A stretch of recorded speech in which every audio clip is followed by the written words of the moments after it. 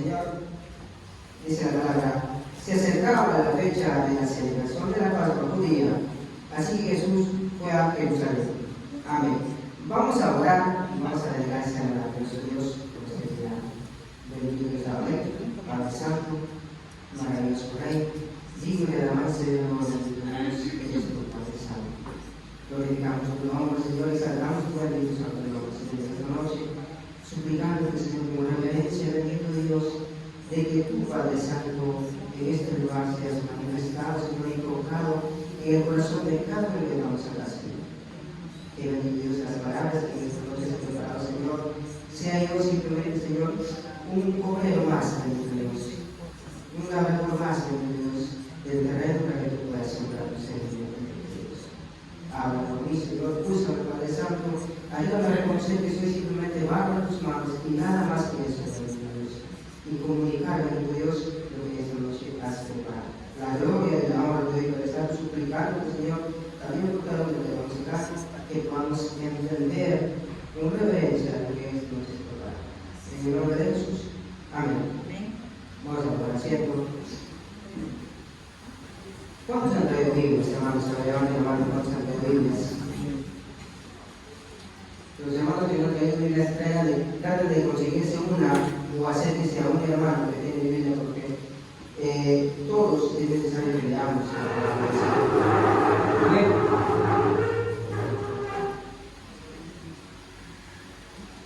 Juan, capítulo 2, versículo 13, dice: se acercaba la fecha de la celebración de la Pascua judía, así que Jesús fue a Jerusalén.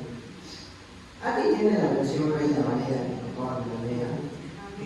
Estaba cerca la Pascua de los judíos, y subió Jesús a Jerusalén. Amén, gloria al Señor. Vamos a retroceder al Antiguo Testamento, al libro de Éxodo, capítulo 12. Amén.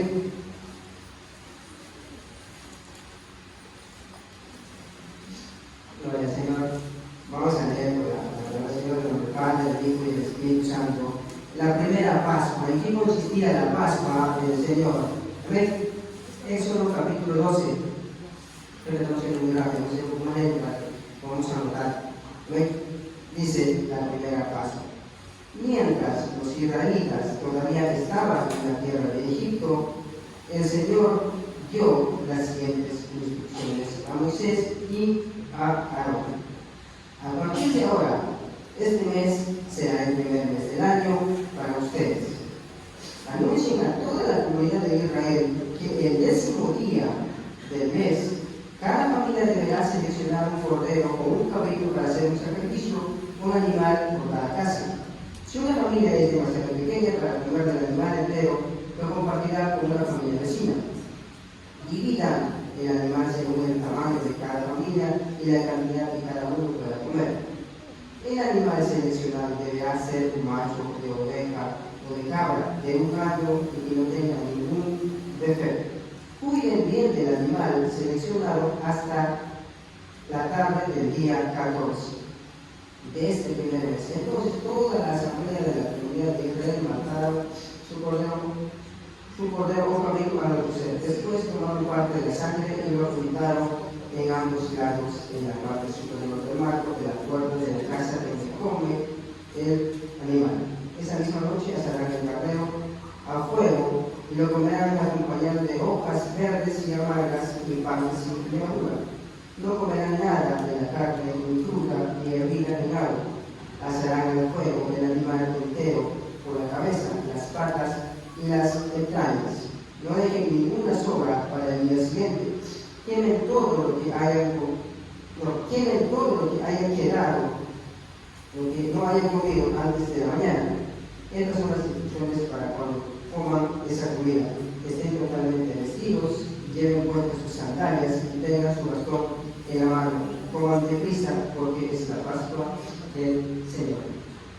Vamos a volver al libro de Juan.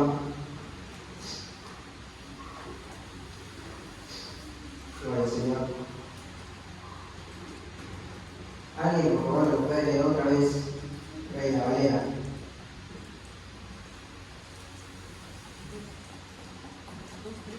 2:13. 2:13. Amén. Estaba cerca la Pascua de los judíos y subió Jesús a Jerusalén. Gloria al Señor. Si nosotros leemos en todo lo que el Éxodo nos dice, que la Pascua era de quién? La Pascua era del Señor, ¿verdad? Y Juan hace acá una nota para poder entender. Dice acá que Juan menciona la Pascua de los judíos. Ya no menciona la Pascua del Señor, dice ahora la Pascua de los judíos. ¿En qué consistía la Pascua? Lo vimos leído en el Éxodo. Y uno de los requisitos para poder celebrar la Pascua era que cada miembro que iba a celebrar tenía que ser circuncidado, tener una alianza entre Abraham y Dios. No cualquiera podía tomar la Pascua. Amén. Tenían que seleccionar una oveja de un año o un cabrito de un año al 10º día del mes. Ellos agarran y toman la palabra. El mes inicial para los judíos declarado por Dios es Abib, que mañana más tarde en el futuro lo llaman el Nisan, después de la deportación a Babilonia. ¿Qué es la Pascua? Derivado del griego la palabra Pasca y del hebreo la palabra Pesa, que significa para nuestro idioma paso o pasar. Algo que Dios hizo con el Espíritu Santo al ver la sangre, pasó de largo de casa en casa de los israelitas. Mas no hizo así con los judíos. ¿Ven? Entonces la Pascua del Señor consistía en que Dios viera la fe de aquellas personas que creyeron que pintando su dinero, su marco de su casa con la sangre de los corderos, iban a ser salvados. Eso era la Pascua del Señor. Eso es lo que el Señor trataba de enseñarnos. Pero en el libro de Juan nosotros nos damos cuenta de que muchas cosas han cambiado, se han transversado. Por eso que el apóstol Juan dice la Pascua de los judíos. Dice acá en el versículo 13. Mi versión dice, se acercaba la fecha de la Pascua, se acercaba la fecha de la celebración de la Pascua judía, así que Jesús fue a Jerusalén. Versículo 14. Vio que en la zona del templo había unos comerciantes que vendían ganado, ovejas, palomas para los sacrificios. Vio a otros que estaban en sus mesas cambiando dinero extranjero. Tanto se había transversado la celebración, una de las celebraciones más importantes para el pueblo judío, tanto se había transversado que no lo entendían, que eso era un acto sagrado instituido por Dios para perseverar en fe a sus creyentes, a sus hijos. No lo habían entendido de esa manera.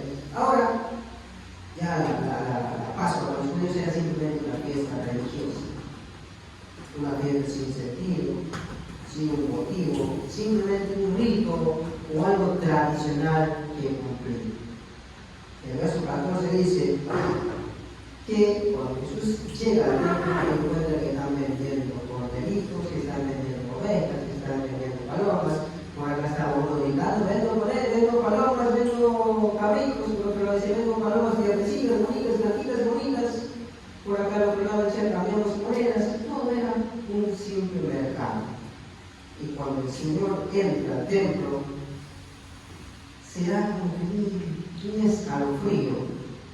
Y dice que tiene gran celo por la casa de Dios. Es algo que nosotros todos tenemos que tener por las cosas sagradas que el Señor ha instituido en el tema del servicio a Él. Porque la Pascua, la oración, las alabanzas, la predicación, todo es para Dios. Porque Él lo instituyó y Él lo dio. Nosotros no contamos ni un gramo de nada. ¿Amén? Entonces, ahora, ¿por qué es que en esa época de la purificación del templo, por qué es que existía este sistema? Pongámonos a pensar y retornemos al pasado por un segundo y pongámonos a pensar nosotros ahí delante de Dios viendo qué es lo que pasaba. Ahora, ¿por qué tenían este sistema? ¿Por qué es que hacían esto? Estaban ahí porque era más fácil para los judíos. En Éxodo nos menciona que venían de todos los pueblos, de todos los rincones, venían a celebrar la Pascua. Ponte a pensar tu alrededor de puede ser un ejemplo.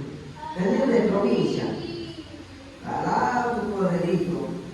¿Qué se te hace más fácil? ¿Comprar el mismo templo o venir al auto corredito? Más fácil se te hacía comprar el templo que venir arreando el corredito con tu oveja, con tu caso se te rueda y perdiste la ovejita.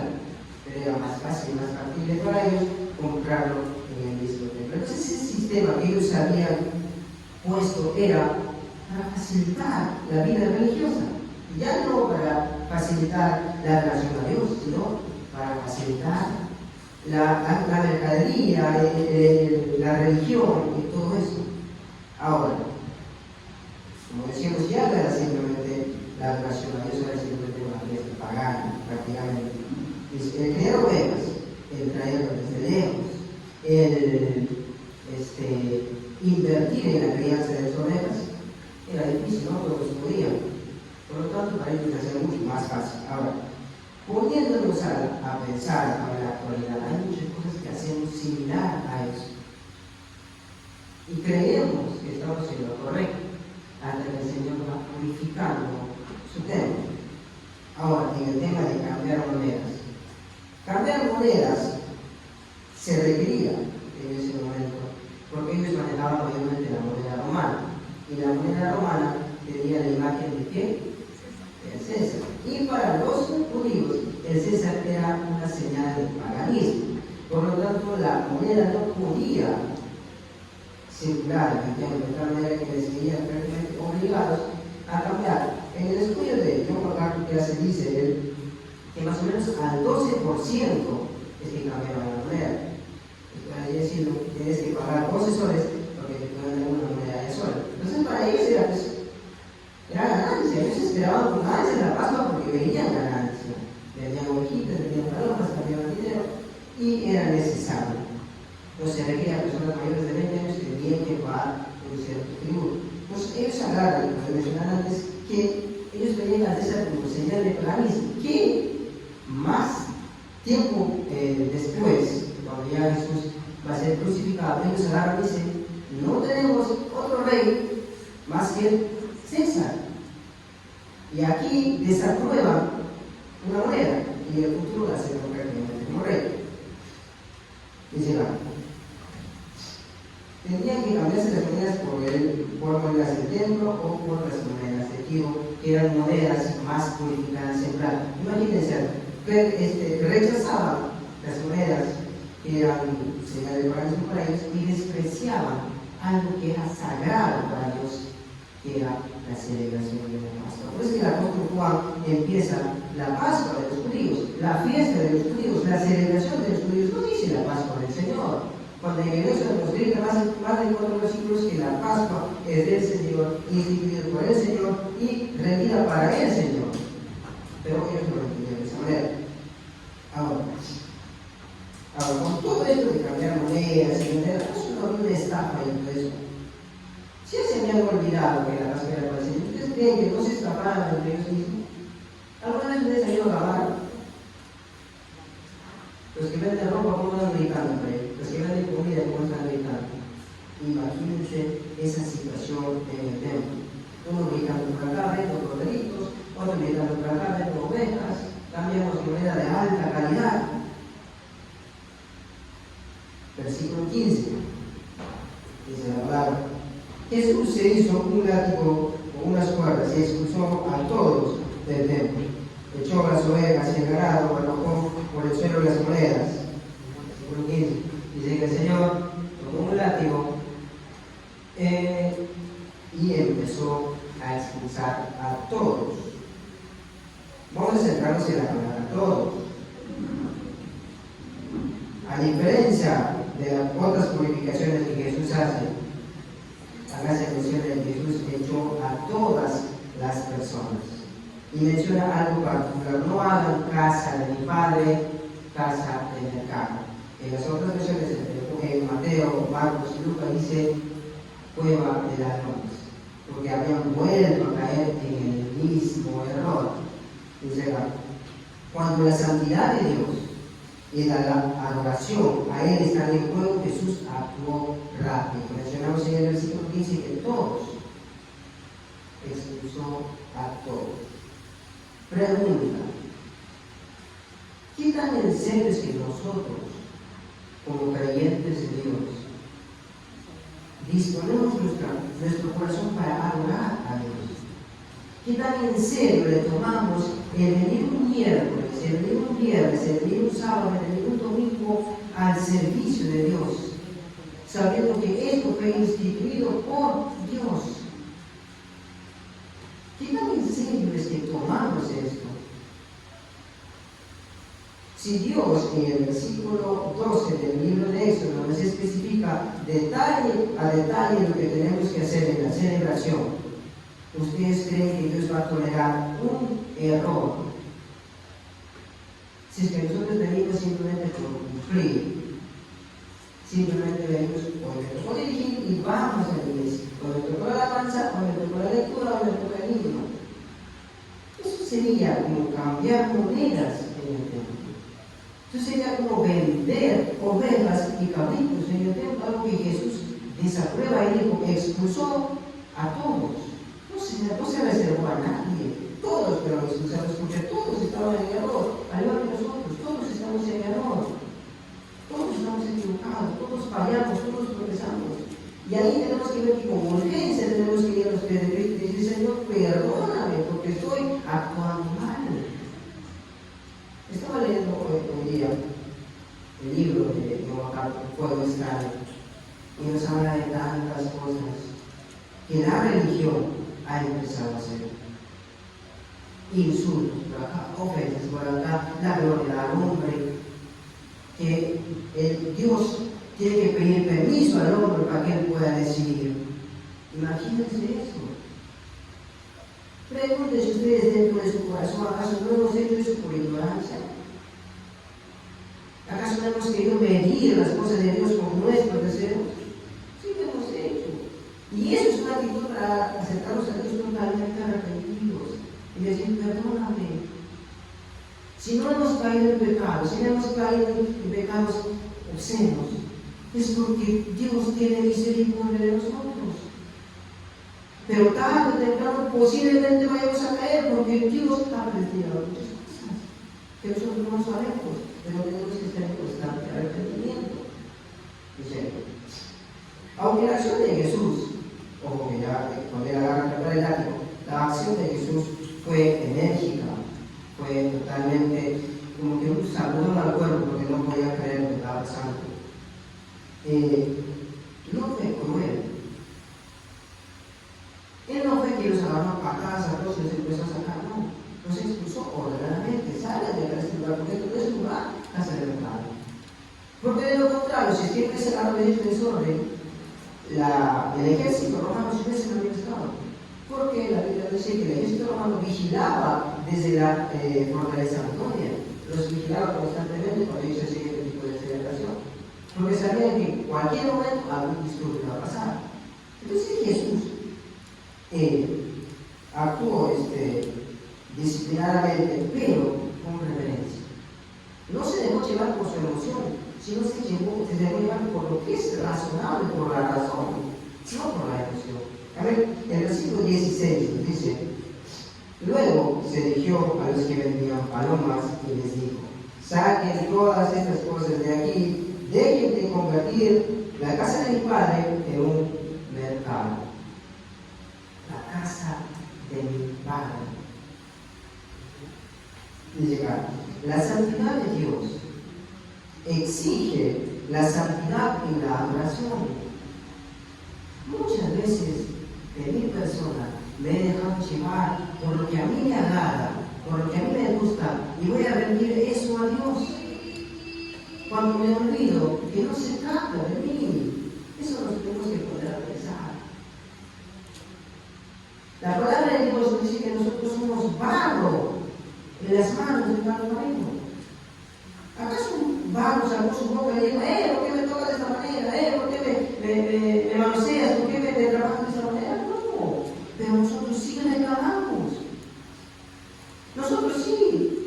No me gusta cómo me estás tratando. ¿Por qué tengo que sufrir? ¿Por qué tengo que ser moldeado?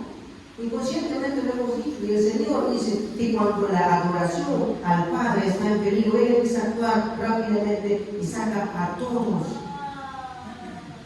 Eso es algo para tener miedo. Si no estás convencido al 100% que lo que tú vienes a hacer acá es adorar al Padre, estás en serios problemas. En serios problemas. Y eso es para obligarnos prácticamente decir, Señor, perdóname. Porque soy un blasfemo. Porque soy enemigosa. Porque hago mal las cosas.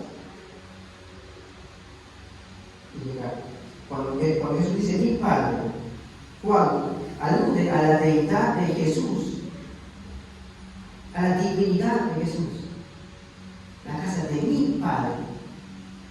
No cualquier persona se va y dice mi Padre a Dios. Jesucristo lo dijo.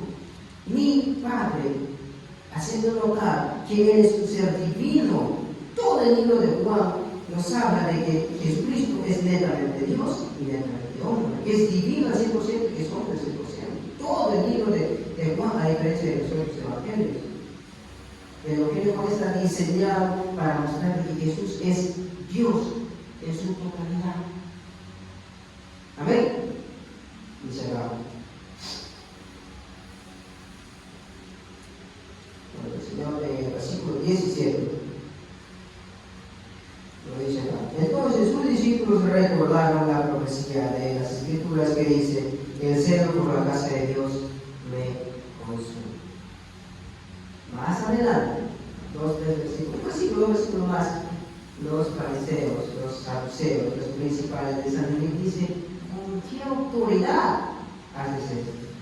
Y si lo retrocedemos al versículo 16, él dice: la casa de mi Padre. ¿Acaso no estamos con la autoridad? ¿Acaso nos está presentando como el Hijo de Dios? Sí, el paciente dice: nosotros, en la actualidad, si nosotros no demandamos el pecado, estamos a favor del pecado.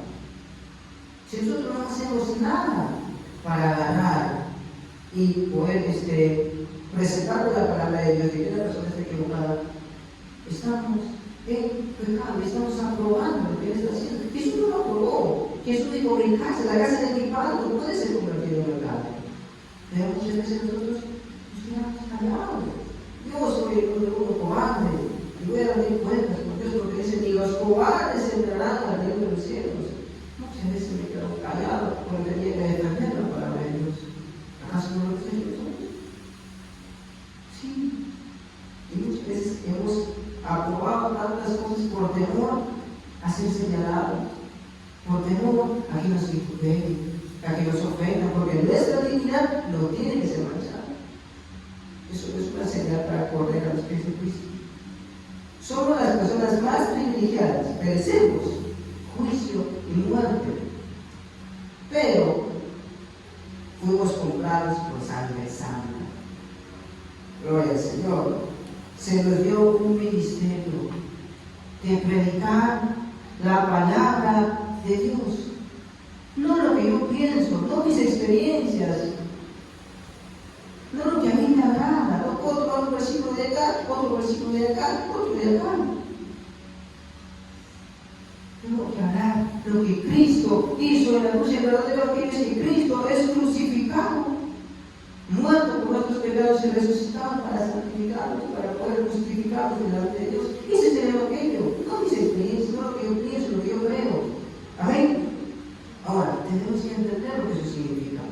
Si somos comprados con sangre preciosa, con sangre santa, tenemos que entender que al que estamos adorando ahorita en estos segundos es a un ser santo.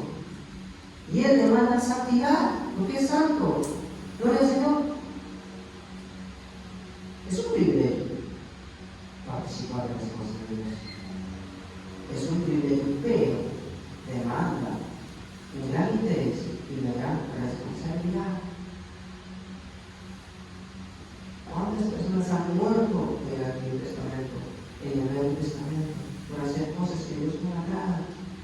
Nada de Dios. Cuando cayeron por el extraño.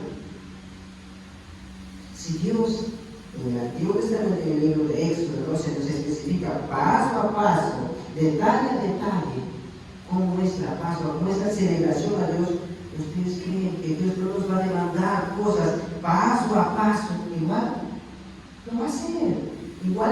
va a hacer. Porque si eres santo, merece toda la santidad. Gloria al Señor. Ahora, porque si nosotros que tenemos la palabra maravillosa, inspiración de Dios, creemos que esta palabra no tiene error, creemos que es inspirada por Dios y que sale de la boca de Dios, tenemos que ser conscientes que lo que nos lleva a la oración a Dios tiene que ser meramente a Dios. Muchos cantantes, muchos predicadores hablan del progreso, de la salud, que las bendiciones que tienes que invertir, que tienes que dar, que tienes que pactar, que tienes que declarar. Pregunta, ¿ese es el Evangelio? Pero más de la población, más de la mitad de la población mundial acepta eso. Porque nos olvidamos que la oración es a Dios y nos concentramos en el yo. Solo Dios ejerce el derecho de regir la adoración que se le pueda rendir a Él. Solamente Dios tiene el derecho de escoger qué tipo de adoración le rendimos, no nosotros. No que me gustó esta canción porque habla de triunfo, no porque me gustó este cuento porque habla del vencedor, del triunfador. Pero muchas veces nos dejamos llevar por lo que nosotros creemos. Gloria al Señor. Vamos a ver un ratito al libro de Daniel, capítulo 5.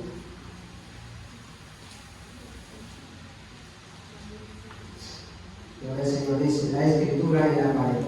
Muchos años después, el rey Belsasar ofreció un gran banquete a 1000 de sus nobles y bebió vino con ellos.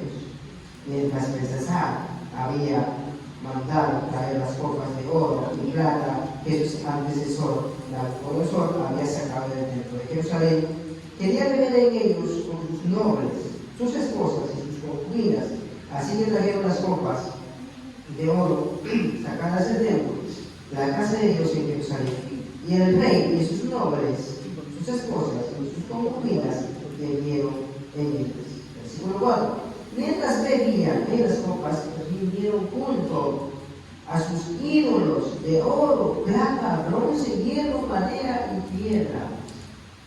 Las cosas de Dios estaban siendo usadas para adorar a pedazos de madera, a pedazos de oro.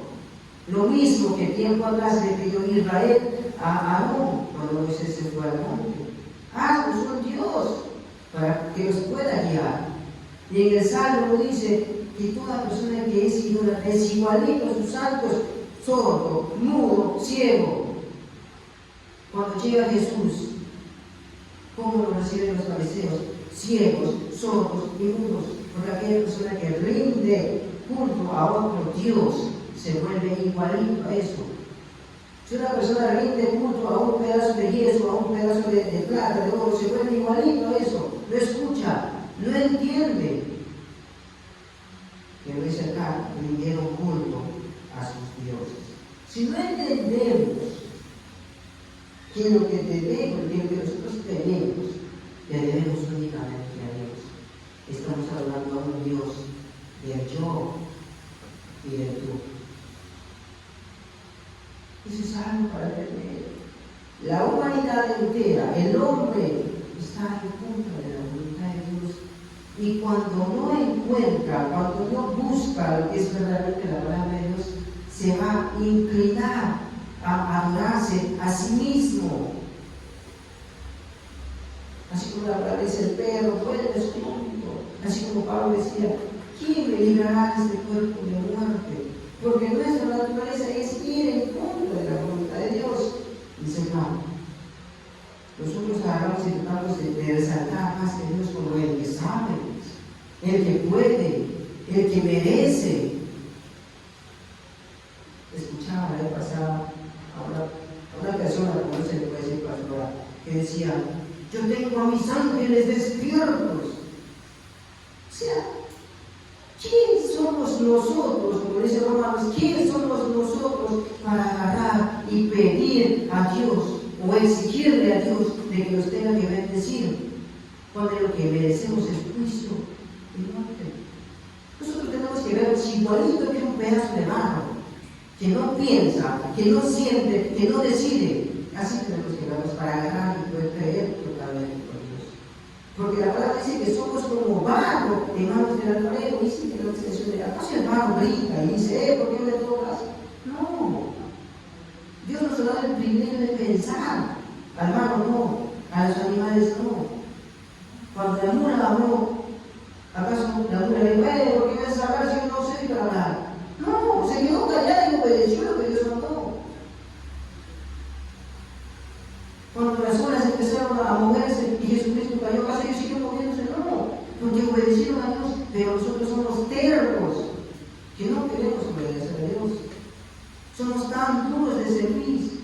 Por eso que esa lista decía, Señor, dame un nuevo corazón. No dice restaura mi corazón, no dice cura mi corazón, dame un nuevo corazón porque el que tengo está totalmente contaminado, porque está totalmente destruido y no te puedo ofrecer nada.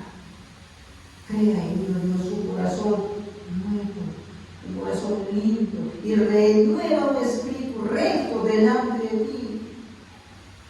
Eso es lo que tenemos que pedir, eso es lo que tenemos que mostrar delante de Dios, ¿no? Y uno de los errores máximos que podemos creer y podemos pensar es que somos dignos de ser llamados cristianos. Yo recuerdo que cuando me convertí andaba con la Biblia en la mano, así, y me paseaba y trataba de mostrar el cristiano. Y eso es algo que no es un título para llevar, es una vida para recorrer. No es que soy cristiano y le pongo el título, es una vida que tengo que caminar. Es Cristo. Por eso que Cristo dice, nada puedes hacer separarse de mí, nada puede hacer. Nada más que solamente pecar. Y eso es peligroso y me da mucho miedo, porque vengo a la casa de Dios y muchas veces me dejo llevar por lo que pienso y no hablo como Dios se merece, porque la santidad de Dios demanda santidad. Bueno, el Señor dice que la Pascua del Señor, la adoración es al Señor y constantemente estamos siendo vigilados. El pastor nos enseñaba que Dios es espíritu, que Dios está en todo lugar. Cuando estás mintiendo, cuando estás fallando, Dios te está viendo. Cuando estás buscando las acciones para resaltar tú, más que Dios también te está viendo. Y como lo dijo a César, medido y pesado ha sido y ha sido falto. Así somos pesados, medidos, y es para preocuparnos y tener miedo. Dice acá, cuando tratamos de exhibir lo que sabemos, cuando tratamos de exhibir lo que sabemos, es como estar vendiendo ovejitas. Cuando tratamos de resaltar más a nosotros, cuando tratamos de ser vistos, de ser aplaudidos, estamos vendiendo ovejitas, estamos vendiendo cabritos, y a Dios no me agrada, porque la gloria es netamente a Dios. Cambiar la gloria de Dios por querer atribuirnos un aplauso de personas diciendo que bien canta, porque la hermana te diga que bien cantas el canto, que vengas a hablar, que vengas a predicar. No es cambiar modelos, no es cambiar la gloria de Dios por una aprobación humana. Eso es que Dios no le gusta, no la prueba. Y muchas veces nuestro corazón necio acepta eso. Y aunque a veces sentimos remordimiento, volvemos a empezar en la misma situación. Como decía la pastora, volvemos a construir en la misma base de que nosotros podemos cambiar. No, nosotros no vamos a cambiar, nosotros no queremos cambiar. La Biblia dice que no queremos, no podemos. No tenemos un conocimiento para eso. Entonces tenemos que ir a los pies de Cristo y decir, Señor, porque te estoy robando tu gloria. Y eso es preocupante. Gloria al Señor. responsabilidad de llevar el Evangelio y de cuidar a su iglesia. Juan 3:29 dice la palabra: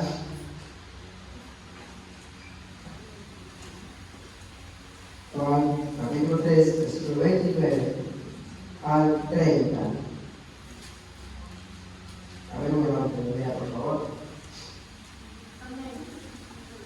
El que tiene la esposa es el esposo, mas el amigo del esposo, que está a su lado y le oye, se goza grandemente de la voz del esposo. Así pues, este mi gozo está cumplido. Es necio el que crezca, pero que yo mengue.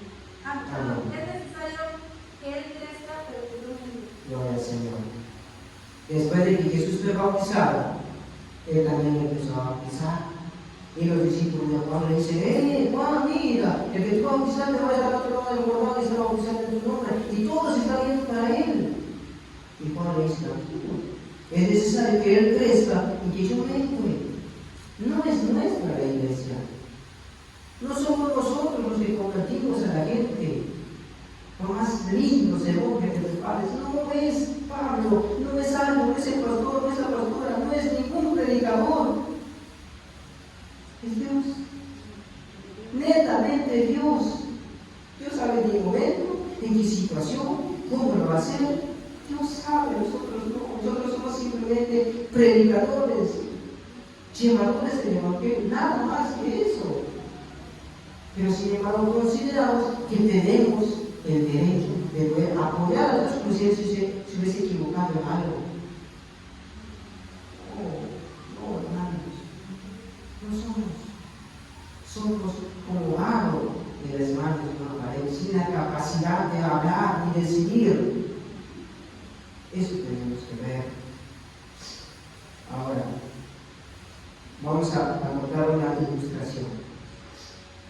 Había un rey que había vestido a su novia de la mejor manera. Le había hecho un peinado muy lindo, le había vestido de la mejor ropa, y un día le dice al mayordomo, que puede ser tú y que puede ser yo, y le dice: ¿sabes qué? Voy a salir de viaje por mucho tiempo y quiero que cuides a mi novia. Y le dice: quiero que cuides a mi iglesia. El rey no cambia, la novia no cambia, pero la gente que escucha se empieza a molestar, se empieza a hartar, se empieza a decir: el rey no viene, el rey no está. Y el mayordomo, o sea, nosotros queremos ayudarle al rey y tratamos de quitarle el velo a la novia, le despeinamos y le ponemos más atractivo para las personas, pensando que ellos van a tener interés en la relación a Dios. Pero ¿qué estamos haciendo? Simplemente entregando una iglesia que no agrada a Dios. ¿Cómo vas a pensar? ¿Qué va a hacer Dios? ¿Qué va a hacer el rey cuando él regrese de viaje? ¿Acaso no le va a agarrar del cuello y le va a conocer ahí para hacer algo malo? Nosotros no somos dueños de la iglesia, no somos dueños de la conversión de las personas. Somos personas que somos usadas por Dios. Es como yo ahora el micrófono y me pongo a usar. El micrófono me va a decir: ¿por qué les tocó así? No. Obedecer, porque fue diseñado para eso. Somos diseñados para darle la gloria a Dios y para hablar de su palabra para el mismo. Amén. Gloria al Señor. Ahora, ¿cómo es que nosotros sabemos que estamos en lo correcto? Sabemos que en verdad estamos adorando a Dios y no a nuestros deseos. ¿Cómo sabemos eso? Pregúntense ustedes: ¿cómo es que sabemos que en verdad estamos adorando a Dios y no a nuestros deseos? Por esto es que sabemos que estamos adorando a Dios y no a nuestros deseos. Es necesario que nos pasemos horas y horas y horas estudiando la palabra de Dios, en oración y sometiéndonos a ella, mentalizándonos de que tú eres un simple barro que es cambiado por Dios, nada más. No es que soy un erudito, no es que soy un maestro, no, somos simplemente varos usados por las manos de Dios. Nada más. Gloria al Señor. Dice Pablo, no tenemos nosotros que conformarnos con un estudio general. ¿A qué me refiero con un estudio general? A que el pastor viene y te predica y tú te vas a tu casa y terminó tu servicio a Dios. No te puedes conformar con eso. Pero muchas veces hacemos eso. Me pasa muy constantemente. Vengo y me siento, anoto mi cuaderno, voy a mi casa, guardo mi cuaderno y me olvidé hasta el próximo viernes. Si acaso busco a Dios los miércoles, los sábados y los domingos. ¿Qué hay el lunes? ¿Qué hay el martes? La oración a veces constantemente. Porque ¿qué dice la palabra? ¿Qué dice Jesucristo mismo? Ven a mí y toma mi yugo, que es fácil de llevar. Lo que quiere Jesucristo es que te unas a Él y puedas caminar con Él. Quiere tener una relación contigo. Amén. Ahora, como mencionaba, ¿cómo es que nosotros sabemos que estamos en lo correcto? Vamos a buscar 2 Reyes 22, nos habla de un rey llamado Josías, que hace muchas cosas buenas para Dios. Vamos a en verdad no anoté el versículo, solamente el capítulo. Vamos a 2 Reyes 22.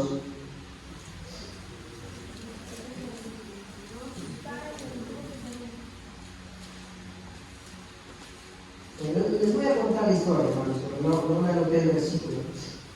Lo dice Josías, de que manda a recolectar monedas del templo para poder reconstruir el templo. Y en eso que traen en ese laberinto encuentran los escritos de Moisés. Viene el sacerdote y le dice: rey, hemos encontrado ya libros en la plata para que los constructores compren madera, para que compren piedra, para que tapen las brechas, para que construyan el templo, pero hemos encontrado este libro. Entonces Josías dice: pero vamos a ver, vamos a interpretar. Y lo mandan a interpretar a una profetisa, la cual ella les lee, posiblemente, según el estudio dice que lee Deuteronomios 28:30, en el cual menciona la Biblia de que viene un castigo para el pueblo de Israel. Y cuando Josías lee la palabra de Dios, tiene gran temor, se rasga las vestiduras y se viste de silicio, se echa cenizas en la cabeza, porque entiende que lo que estaban haciendo en un cierto sentido estaba mal. Entonces, ¿cómo nosotros sabemos que estamos haciendo bien? ¿Cómo sabemos que estamos haciendo bien? Cuando nos metemos de lleno a la palabra de Dios. Josías encontró el tesoro más valioso, más importante que la plata, que no encontró lo que decía la palabra. Entonces tuvo gran temor y entendió que lo que estaba haciendo estaba mal. Y para que nosotros entendamos que si estamos hablando bien o mal, tenemos que ir a las Escrituras, a la palabra de Dios. Porque si nosotros creemos, como mencioné hace rato, si creemos que esta palabra, que este libro no tiene errores, y creemos que sale de la boca de Dios, y creemos que es hablar con Dios, tenemos que creer que Dios va a hablar de muchas cosas. ¿Ven? Versículo 17 del libro de Juan, capítulo 2.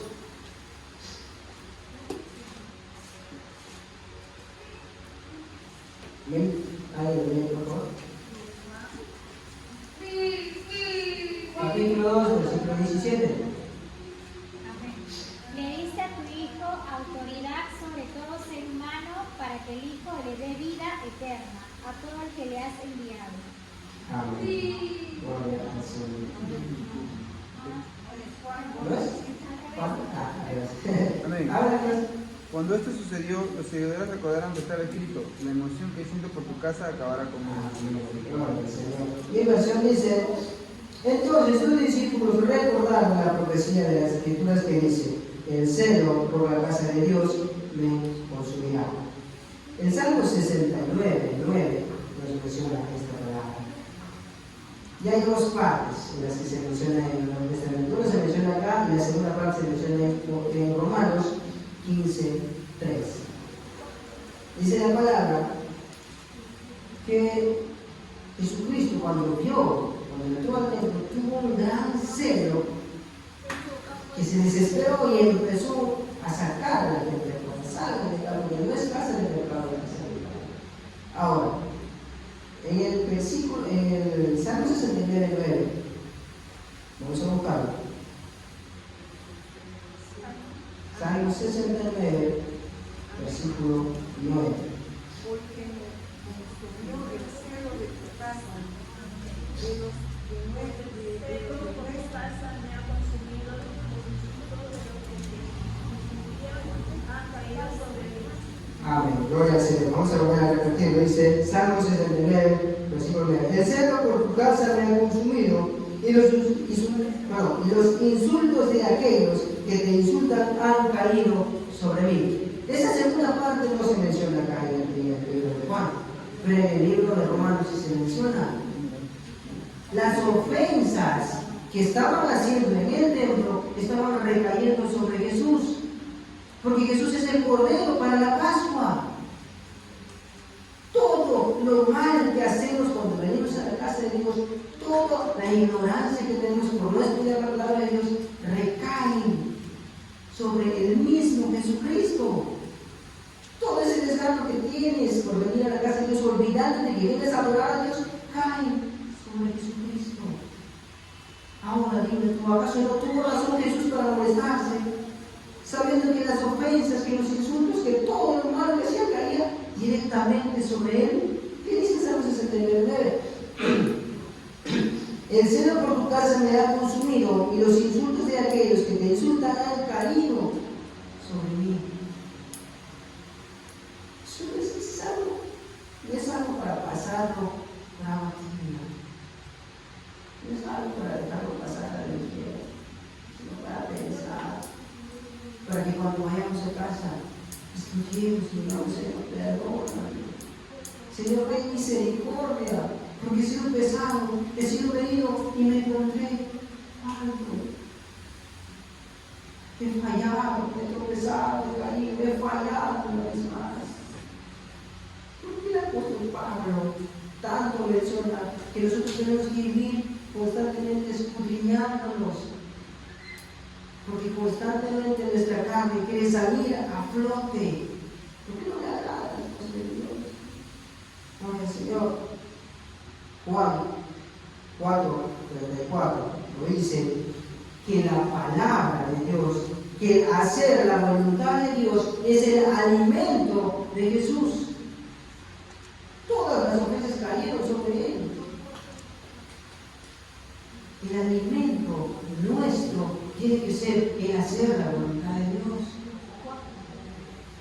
Nuestra bebida, nuestro alimento debe ser la voluntad de Dios. Es lo que Jesucristo dice. Por eso, en Romanos 15:3,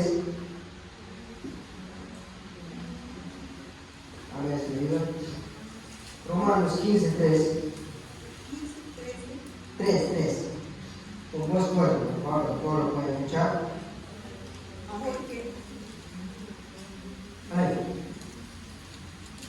Porque ni aun Cristo se agradó a sí mismo. Antes bien, como está escrito, los vituperios de los que te vituperaban cayeron sobre mí. Amén. Y el apóstol Pablo toma la segunda parte de Salmos 69:9, donde dice, pues ni siquiera Cristo vivió para agradarse a sí mismo. Por eso que dijo, mi alimento es hacer la voluntad de Dios. Mi alimento es hacer la voluntad de Dios. Y él dice acá, como dicen las Escrituras, los insultos de aquellos que te insultan, oh Dios, han caído sobre mí. Eso tenemos que memorizarnos. Toda cosa que hacemos mal es una cachetada, es un golpe más, es un amigo más a Jesucristo. Toda cosa mala que hacemos es un golpe más a Jesucristo. Tenemos que ir corriendo en arrepentimiento con urgencia. No puedo decir nada de arrepentimiento. Cuando sienta la emoción de arrepentimiento. No, ahorita mismo en tu corazón dile, Señor, perdóname. No puedes esperar para mañana, si tú sabes cuándo vas a morir. No, nadie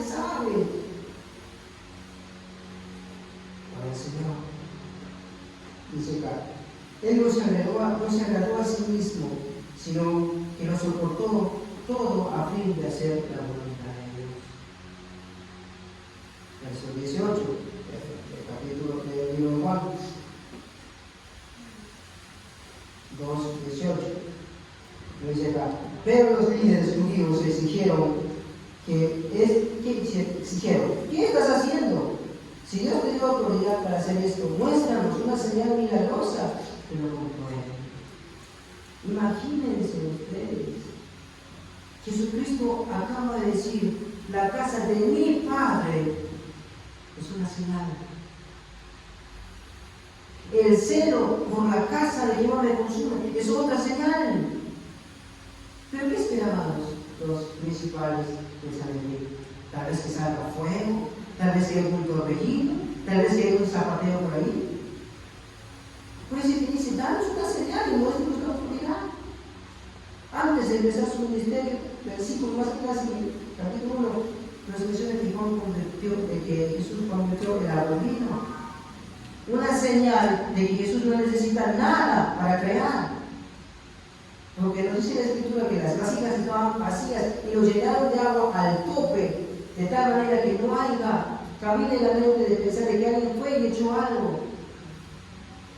Estaban llenas al tope las vasijas y cuando mandó cogieran agua, los sirvientes cogieron agua y se lo llevaron. Y cuando llegó a la maestresala, él probó y dijo, qué buen vino es este.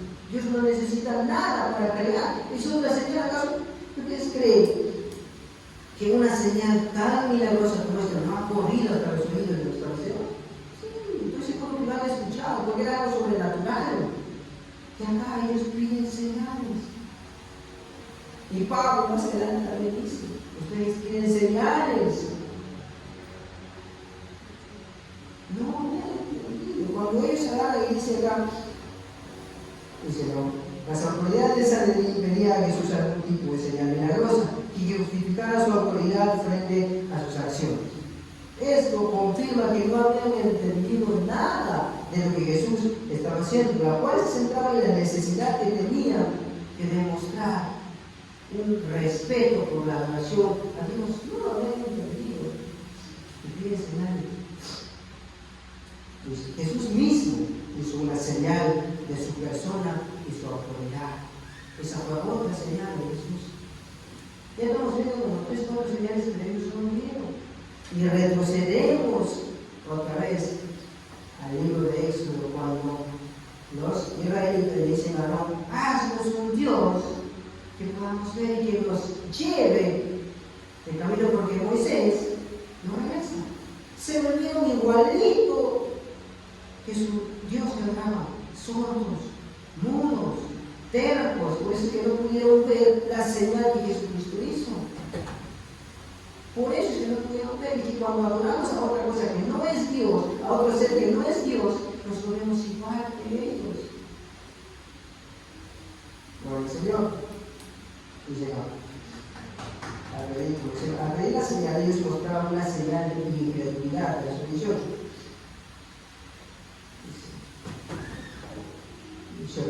De acuerdo, contestó Jesús, destruyan este templo y en 3 días lo levantaré. ¿Qué dices? Reclamaron ellos. Exclamaron, tardaron 46 años en construir este templo y tú puedes reconstruirlo en 3 días. No entendieron tampoco lo entendieron. A diferencia de la purificación del templo en el libro de Mateo, Lucas y Marcos, acá Jesucristo especifica, dice acá, pero cuando Jesús dijo esto, dijo, este templo se refería a su propio cuerpo. Esa es la diferencia que Jesús está haciendo acá. Jesús se refería a su propio cuerpo. Está diciendo, destrúyame y en 3 días yo resucitaré. Pero ellos no entendían. Lo que pasa es que ellos no tenían como alta estima a su templo. Lo tenían como alta estima a su templo, lo tenían y le daban más valor al templo que a la celebración de la Pascua. ¿Acaso muchos no hacen esto? Mi iglesia, mi congregación, y le dan más énfasis al nombre que a la persona que están adorando. Eso es para tener miedo. ¿Qué dices, exclamaron? Tardaron 46 años en construir este templo y tú puedes reconstruirlo en 3 días.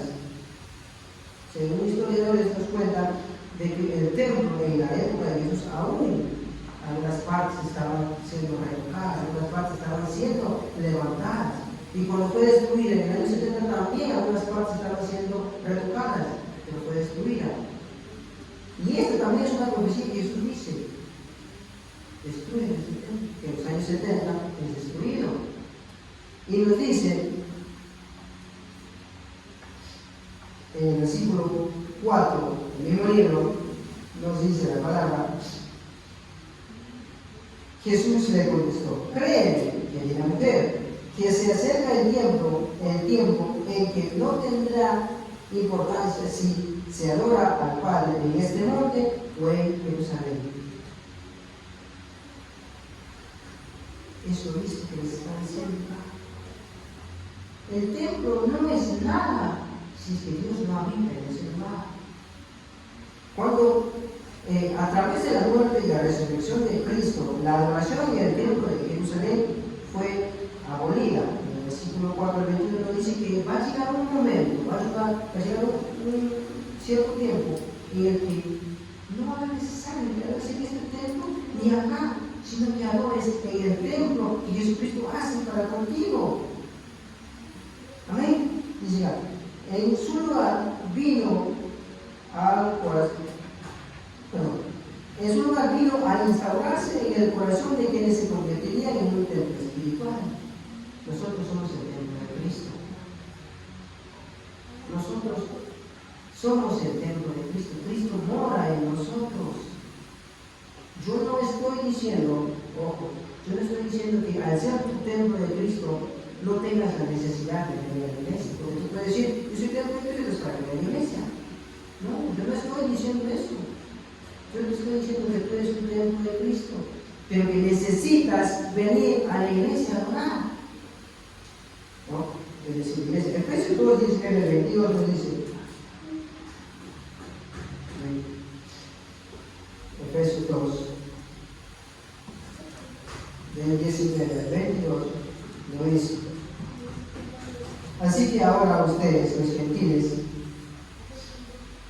ya no son unos desconocidos ni extranjeros, son ciudadanos junto con todo el pueblo santo de Dios, son miembros de la familia de Dios, juntos constituimos su casa, la cual está edificada sobre el fundamento de los apóstoles y los profetas, y la piedra principal es Cristo Jesús. Estamos cuidadosamente unidos a Él y vamos formando un templo santo para el Señor. Por medio de Él, ustedes los gentiles también llegan a formar parte de esa morada donde Dios vive mediante su Espíritu. Nosotros somos morada de Dios. Somos templo de Dios, por lo tanto Dios mora en nosotros, Dios vive en nosotros. Por eso es que con nuestros actos profanamos el templo. Por eso es que con nuestros actos contaminamos el templo y ofendemos directamente a Dios, como dice en el Salmo 69. Todos los vituperios, todas las ofensas cayeron sobre ti, sobre Jesucristo. Isaías 28, 16, que menciona la palabra, dice acá, 28, 16. Por lo tanto, esto dice el Señor soberano: miren, pongo una piedra de cimiento en Jerusalén, una piedra sólida y probada. Es una preciosa piedra principal sobre la cual se puede construir con seguridad. El que crea jamás será sacudido. Jesucristo, cuando te toma a ti como templo, eres la piedra base de tu cristianismo. Eres el fundamento de tu vida, de tu crecimiento. Y sobre esa base tienes que construir. Acá lo dice. Dice: la piedra que rechazé en 1 Pedro es la piedra que rechazaron. Llegó a ser la piedra angular. Jesucristo es la base de nuestra vida. Jesucristo es toda nuestra vida, toda nuestra vida. Si nosotros no construimos sobre la base de Jesucristo y construimos sobre la base de nuestro yo, vamos a ser destruidos. derribados. A la simple y primera tentación que venga, vas a dejar de existir.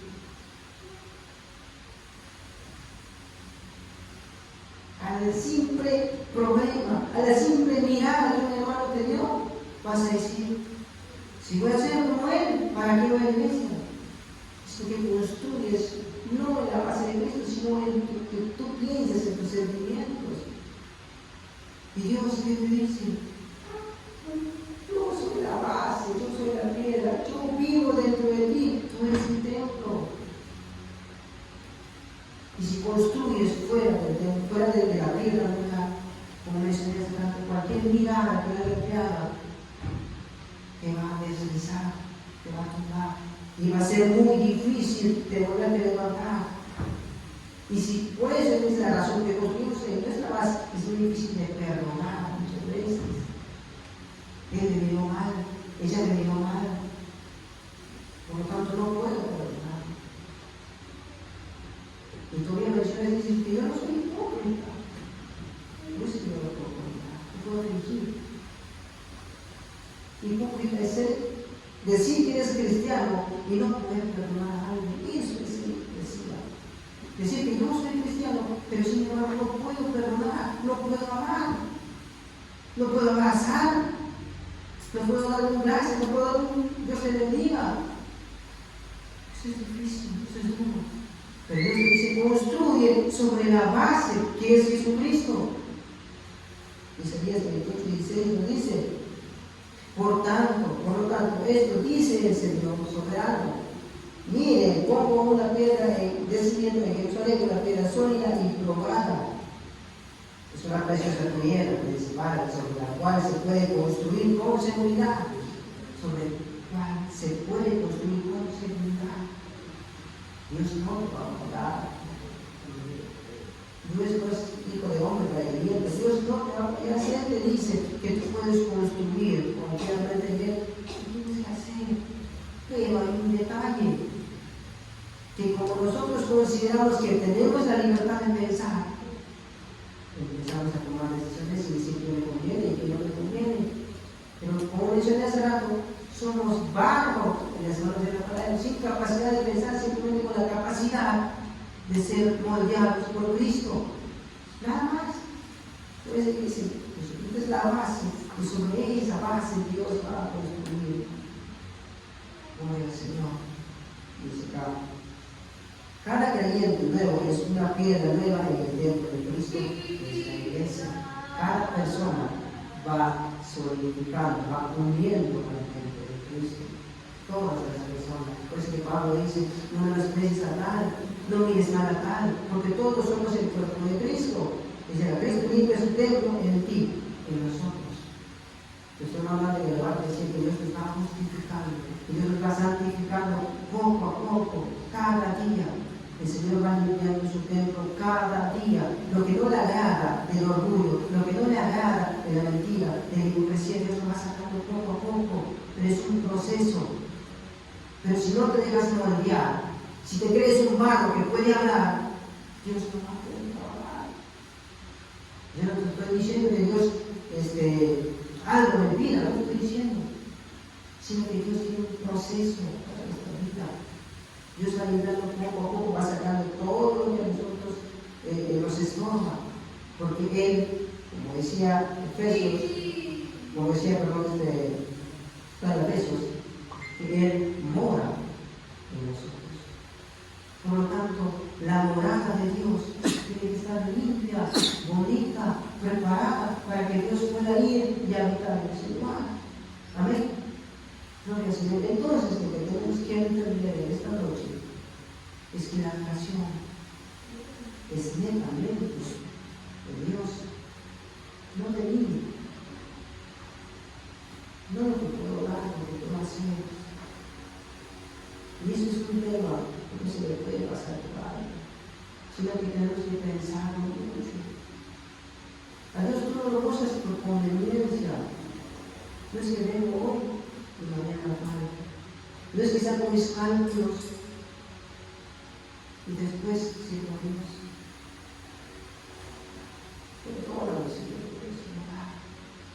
Vamos a poner eso aquí.